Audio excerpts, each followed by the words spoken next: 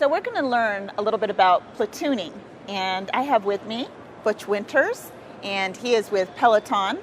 Hi, how are you doing? Very good, thank you. Great. So it's a word that I've not heard before, but I'm sure it's going to be coming bigger and bigger in our industry. Tell me a little bit about platooning. So platooning is a driver-assisted technology where we're able to bring two trucks together in the 12 to 15 meter range. We do that to reduce the aerodynamic drag that exists between the trucks, so that when you bring them in to that distance, you lose the wind resistance that often negatively impacts fuel. So we can typically save 4 or 5% on the front truck, 10 or so percent on the rear truck. We do that by connecting the acceleration and the braking systems between the two trucks. We install technology on the front truck and the rear truck. We have cloud-based technology to monitor what's happening around us, weather, traffic, construction, those types of things, because we don't want to be platooning where it's not safe. We can geo-fence off areas that are safe or aren't safe, all very high-end confluence of physics meeting computer science, and vehicle dynamics. The interesting thing about platooning is that we've been able to get this legal now in 9 states, right? So we've been able to get bills through the legislature's government signed into law. Our initial deployments will take place in Texas and in Tennessee, but lots and lots of other states have signed up or are in the process of signing up in 2018. So Butch, you touched a little bit on the technology part, but being here at the Users Conference, technology, staying on the leading edge of everything is really big in our customers' minds. Kind of go a little bit more into that, what this technology can bring for them. Absolutely. So this is connected vehicle technology. So between the two trucks, we install DSRC communications, and across that communication circuit that exists truck to truck, we allow the front vehicle to control the acceleration, of the rear through a direct connection between the engine controllers, or through the automated cruise control system, as well as the front truck controlling the brakes of the rear truck. Now, when I say control, I think it's important to know, again, with this assistive technology, driver in the front, driver in the back, both drivers in control, eyes on road, hands on wheel. We're not automating steering. The rear driver has the ability to take the foot off the brake, as it's a form of a cruise control, I suppose, where the front truck becomes the cruise control system.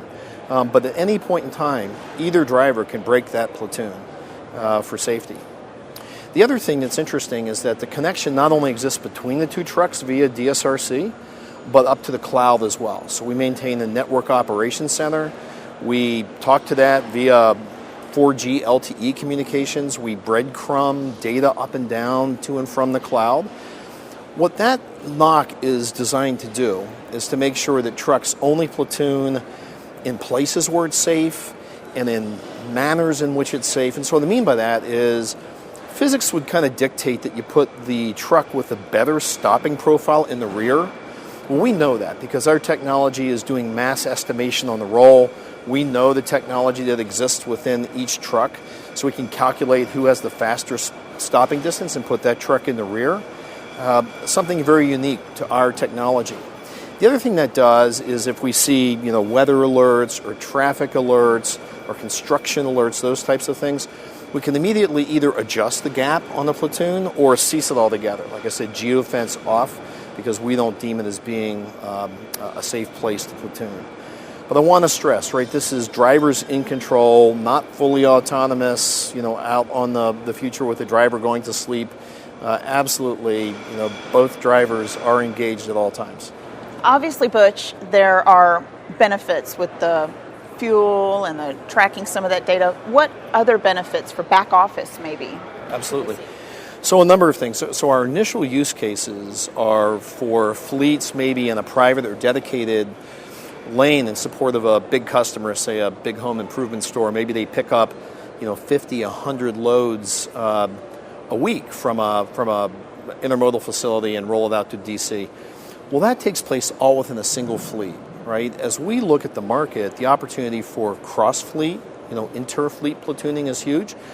To do that, we need a system on the back end that we can coordinate elements of scheduling and routing and elements like that. So with McLeod, there's a super opportunity, I think, to take a look at, how do you put together Fleet A and Fleet B on more than just an ad hoc proximity-based platooning schedule, right, with one fleet coming from the west side of the town, another truck coming from the east side of the town, coordinating a rendezvous point and platooning beyond, right down to destination.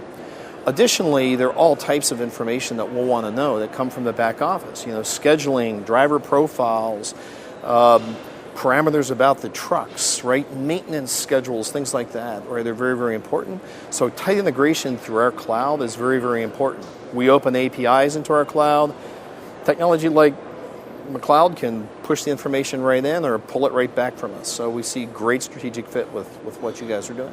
Well, listen, I know you've come a long way. We appreciate you being here and taking some time to educate us. Well, thank you very much. It's my pleasure. Safe travels. Thanks.